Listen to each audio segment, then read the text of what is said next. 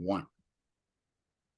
Hey, welcome back to the deeper dive version of 26 Minutes with, again, the podcast that's about leadership, people that are making change and impact on the planet, and have the courage to be who they truly are. And with us is our guest, Matthew De Berardinis, and I'm really happy to have him today. He's a financial planner and expert in the financial sector, but also a background working with youth and in automotive and in sports, and he brings all that to the table when working with his clients. So Matthew, we were talking about the sort of pending recession that everybody's talking about, the uncertainty in the markets. The other thing we're hearing as we go into our deeper dive now is the U.S. banks, and there's one just failed a few weeks ago, and that got people kind of things stirring a little bit, and now we're hearing about maybe two or three more that are also on the verge of failing. What do you see when in your clients and in overall the markets when things like that happen? So there's a lot of panic that happens, right? Is a big thing. And this is something that I try and advise my clients and any of my followers and anyone who listens to me, be weary of media, right? Very rarely is media coming on through television, social media, this and that, to give you kind of good news, right? A lot of it is bad news. The issue with that is it stirs a lot of panic, right? So something that I think we're starting to see for the first time that we've never really seen before is um, the average investor, right, or the at-home investor. There's a lot more people that are investing money themselves versus through a financial advisor like myself or through a bank.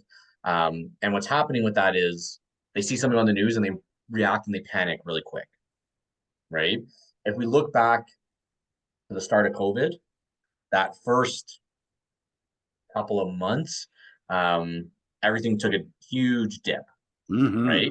And I made a video actually, I think it was like the day after COVID was announced or the week after, something like that, about, when the 2008 happened and everything crashed in 2008, people who were able to stick it out were able to make a ton of money and take advantage.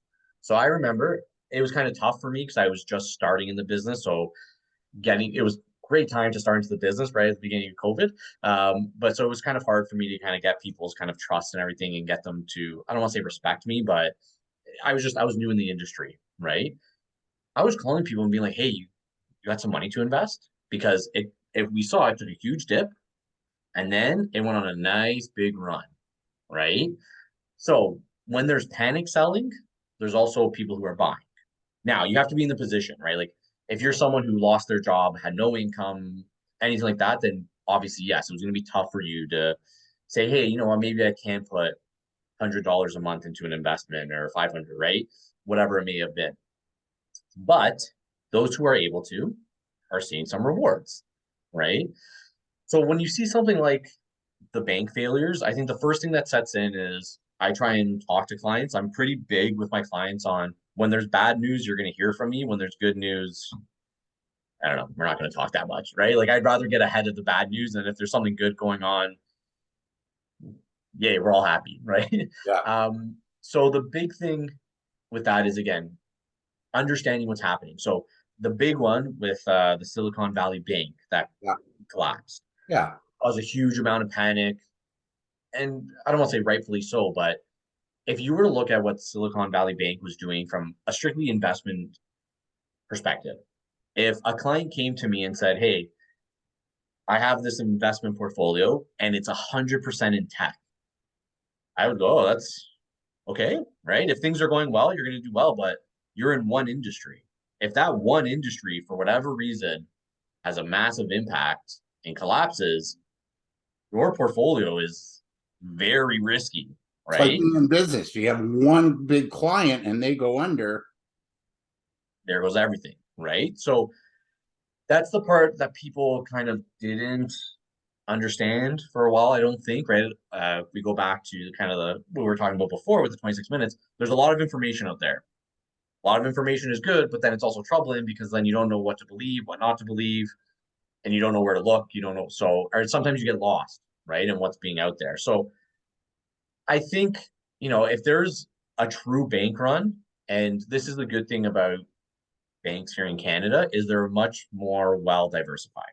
And these are much larger banks that are, they're not like part of their investments to keep them safe are in tech for sure. But it's also in real estate. It's also in government bonds. It's also in other banks. It's also in other equities. And it's diverse so that, if the tech field takes a hit, or the real estate industry takes a hit, or the energy sector takes a hit, there's still the health sector to hold it up. There's still the financial sector to hold it up, right? So if the big banks start to fail, like we have massive, massive, massive problems. But if we like, that's not to say that Silicon Valley Bank was a small bank by any measure. Like it was still fairly large, but it was in one specific sector. The other thing is people were talking about the Swiss bank, right? Well, the Swiss bank has kind of been in trouble of collapsing for like a multitude of years, right? It's not just a recent thing that just happened now, but because Silicon Valley Bank kind of failed, now it all of a sudden came back up into the media, right? So I think on a whole, we're not in real too much danger of that happening in Canada just because of how different the bank systems work, right? And again, you don't have these banks that are centralized in one place. You have like their national banks, like the government's going to be there and they have their own insurance policies and their own protection, right? So again, is it something to kind of be mindful of and to understand? Yes, but if you understand the risks that you're taking and you understand what you're doing and you're comfortable with those risks, sure, take the risk. But if you don't understand the risks that you're taking, and this is with all investments, you could be setting yourself up for like a really tough spot. Again, have we seen tech doing really well over COVID? Yeah, tech did really well. Yeah, but it's However, all this past, yeah, right. So, and that's the issue. Whenever I'm constructing a portfolio for someone, unless they tell me like, hey, I want to be 100% in tech, I'll make in my notes and I'll make sure they agree to this. I've said, this is super risky, yada yada. You agreed to it, you understood, and we have it on paper because again, to be invested in one specific sector, it may be good, right? It could turn out well, but then the issue is if one thing happens in that sector, then another thing, and then a third thing, and then it snowballs, there goes your whole portfolio. And that's kind of what happened with the Silicon Valley Bank. are you in favor of government bailouts? Because that happens too when banks go under and they ask the government to come in and help. What's your take on that? It depends, I think, a little bit, right? Like, let's go with like the kind of big three banks, TD, Scotia, and BMO, right? And Yeah. even throw RBC into the mix. Right. If those banks fail and people don't have access to their money, we are in a lot of trouble. So do I think the government should step in and bail them out and help them through that? Yeah, probably. Otherwise, we're going to be in a really, really tough position. Now, if it's more of a company that needs a bailout because they didn't run their company properly and this and that, again, I think you have to weigh out, okay, if the government doesn't step in and bail them out, what are the negative ramifications? How many people are going to lose jobs? How big is this company? How much is it going to impact the greater economics? Then I think it deserves a discussion. And I think again, it's a little bit of a difference in government, but the government can be there and help and save people's jobs and save people's livelihoods and avoid. I'm trying to think like say it's a massive company like a Rogers or a Bell or I don't know a Fortinos, right? Like some of these massive companies in Canada, if they go under, like that's a lot of people it's going to impact. Yes. So Do that's we where.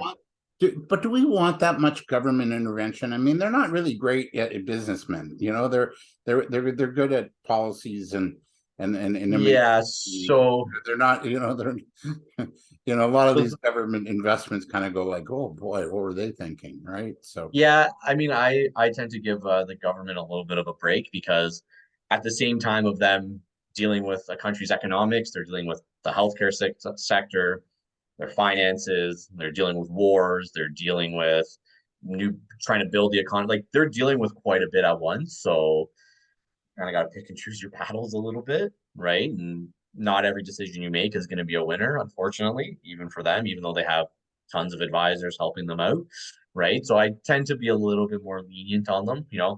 I get on them when they sold the 407. That would have been a great addition to still have and a great generator of money. I know it was really great in Ontario that they got rid of the license fee, like for your license plate. But again, I looked at it and I was like, well, that's $80. I think it was $80 a year or $100 a year. Yeah.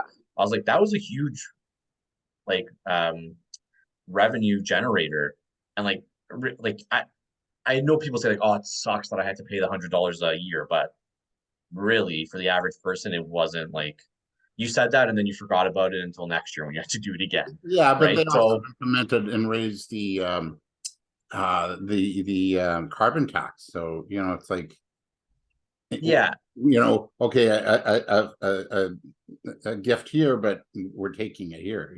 So exactly. Right. So there was always a balancing act. mm, And we want, and this is what again, what I was saying before in the 26 minutes was you want the government to kind of create the set of rules and you don't want them to impact too much of kind of the free trade and you want them to promote good economic growth, right? But again, if we look at a government's job, they're not just looking at the economics, right? They're looking at the healthcare sector. They're looking at environmental changes that they have to make for the better and the school system, right? The education, like there's a lot going on at once. So again, you have to kind of pick and choose.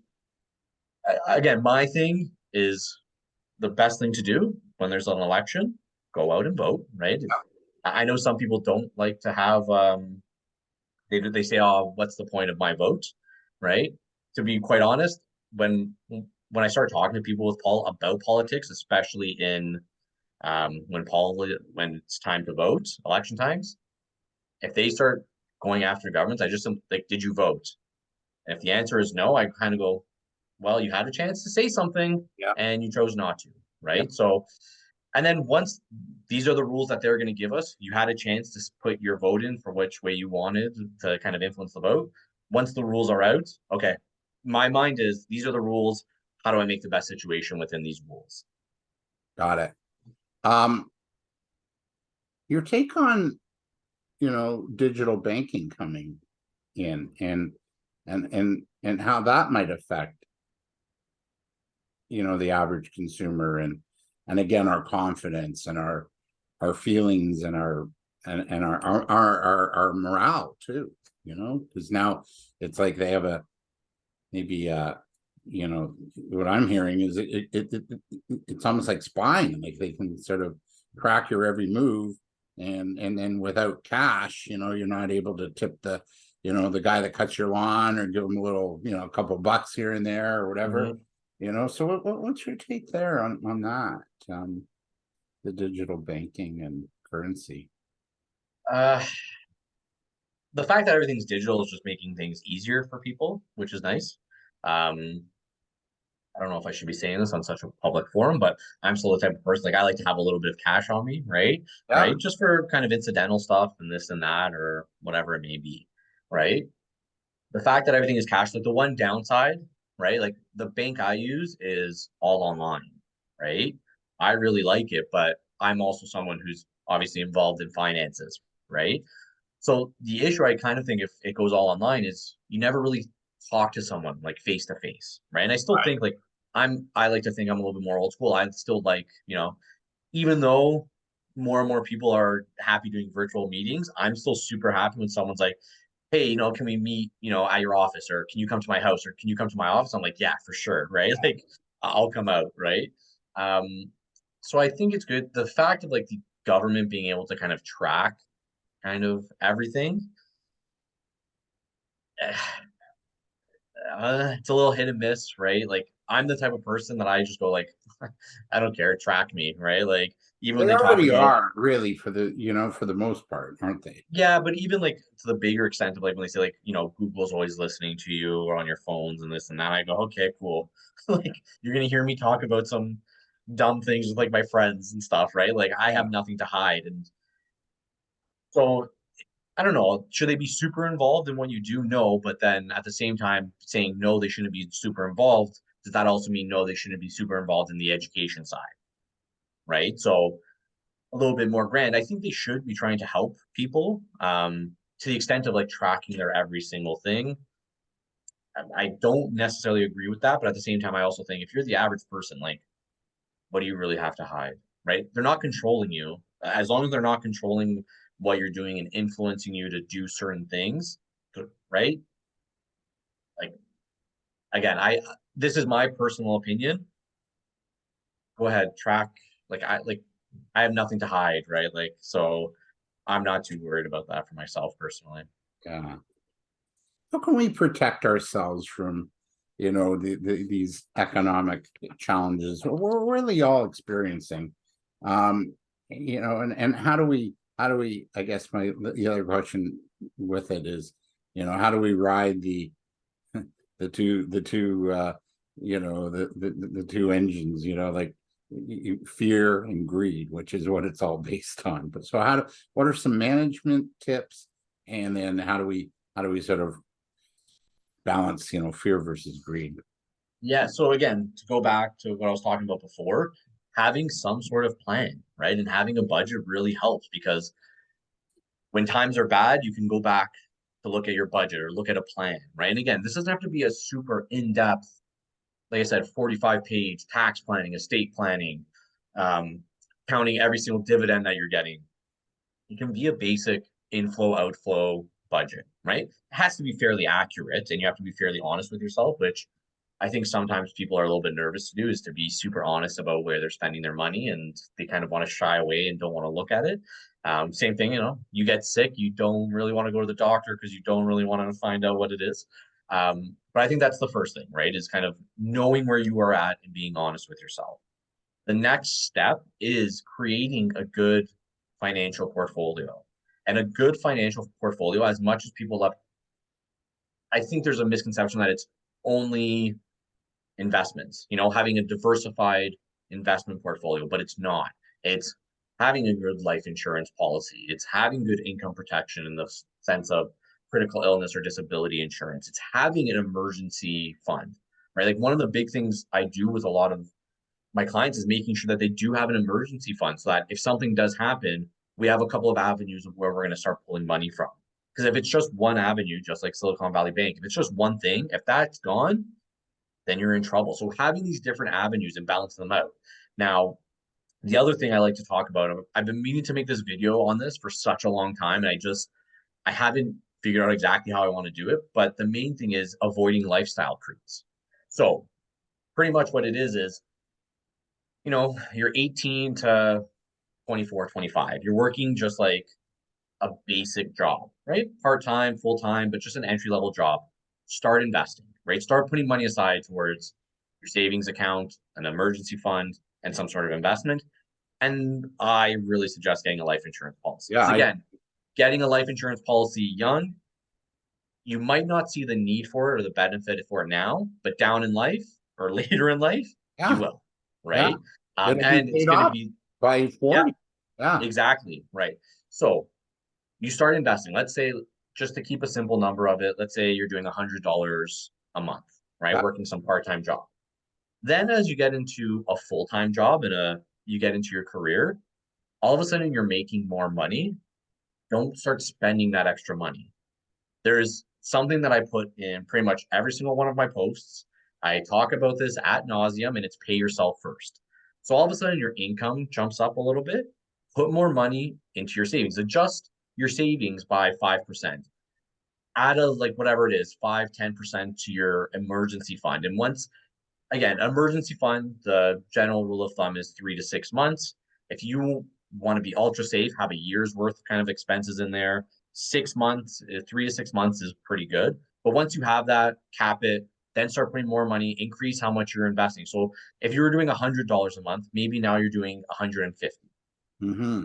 And then, so now you're 25, now you're 28, you got a promotion, you've jumped up. Again, take those next steps, right? So I think that's the first thing is paying yourself first, creating that budget, understanding your inflows and outflows helps to kind of protect you. And then when we go through these kind of volatile times, you have a couple of different areas to pull from. I know someone like, again, very early on in COVID, one of my clients, they were new to me, right? Because I had just started in the business. They had exhausted their savings, they had exhausted their emergency funds, and they were about exhausted on their investments. They had a life insurance policy, which they were able to take money out of. In certain life insurance policies, there's a cash value that builds, and you can use that cash value in a multitude of ways. That cash value saved them.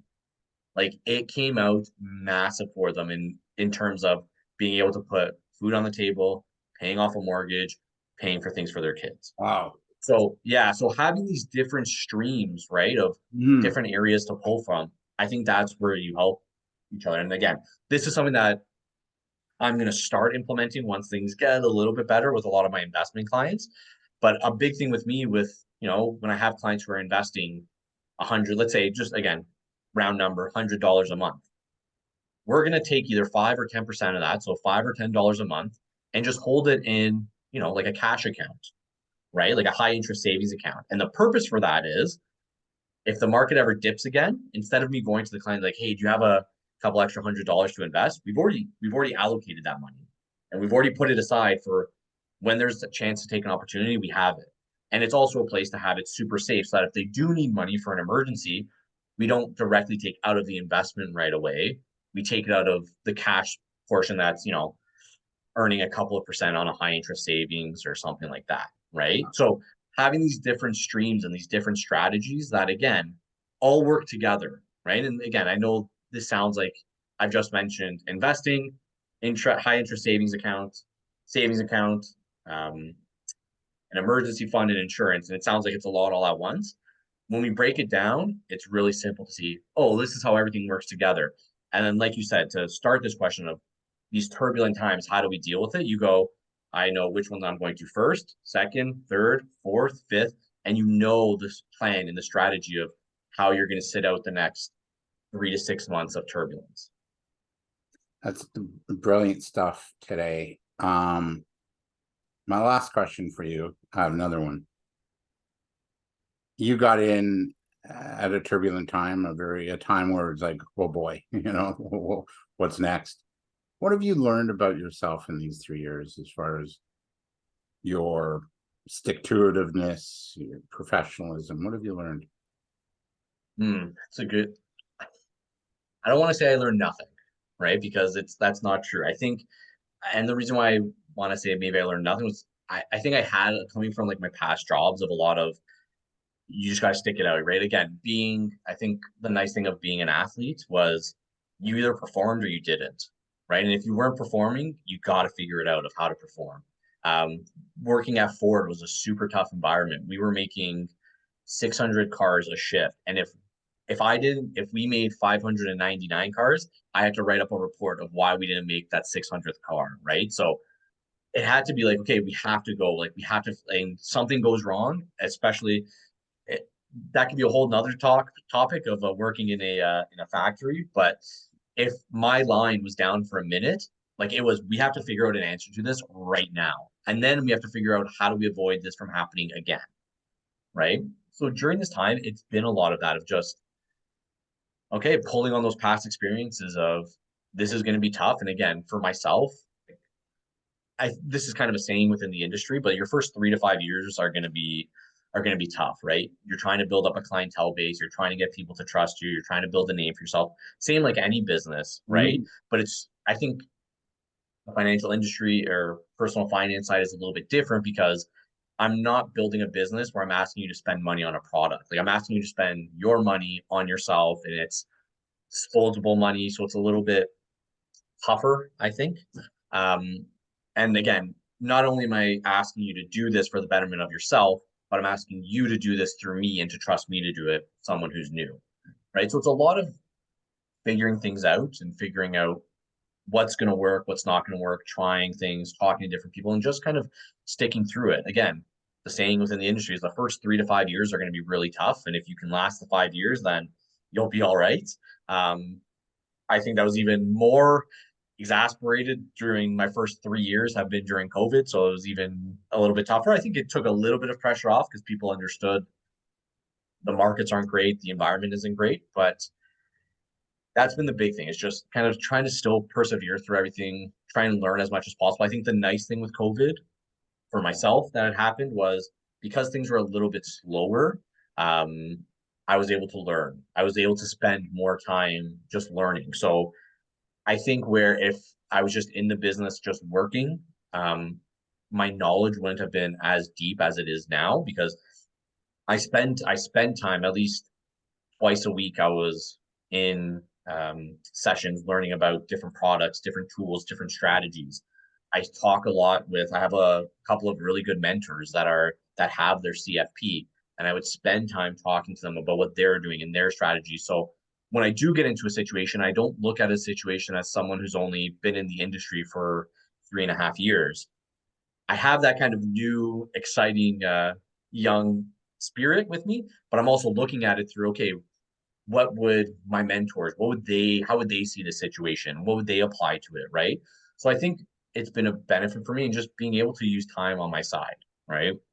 Again, for my clients, the one thing that I've tried to really instill in them is this is tough. This is a really rough time of year, right? And been a rough kind of 3 years, but we saw a lot of good things happen, right? So stick with it, have a plan, and start putting those little pieces in place. Again, we saw it at the beginning of COVID.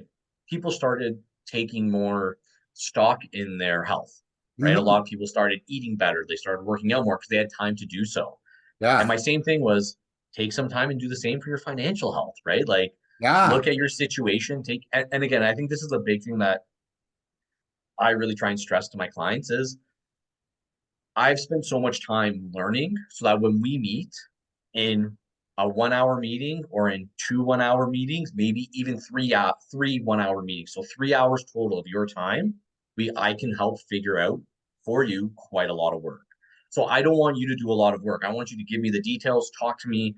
And again, my approach is talking to my clients about what they want.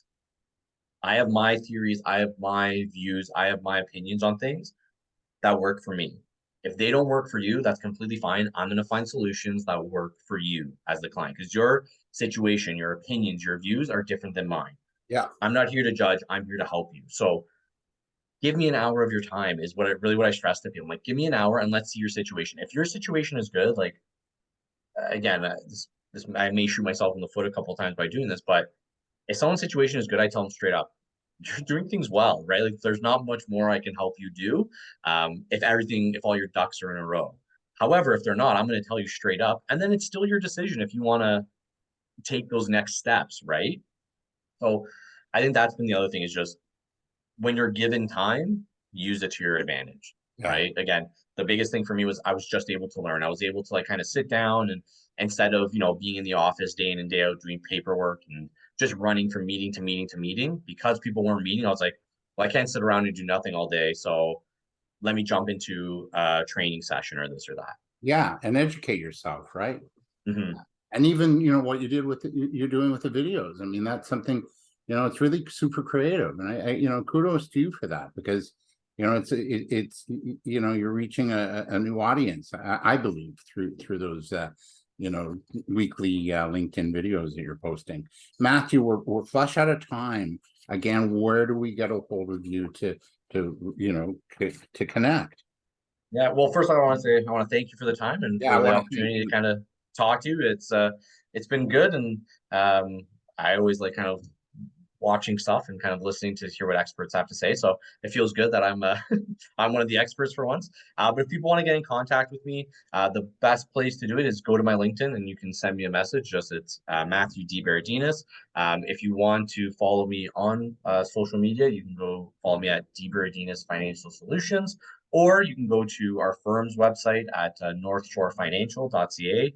And then once you go to our team, you can kind of send me an email there. And yeah, I'm fairly the nice thing with COVID is or I don't want to say the nice thing because I'm trying to wean off when I can, but I'm constantly on my phone, whether it's calling clients or messaging clients or this or that. So I'm fairly easy to get a hold of. But yeah, send me a message on LinkedIn if you want to talk more. And as I said, one of the big things we talked about this in the 26 minutes is there's a lot of information out there, which is good, but we got to find situations that work for people. I've talked about this in my most recent video with a golf swing.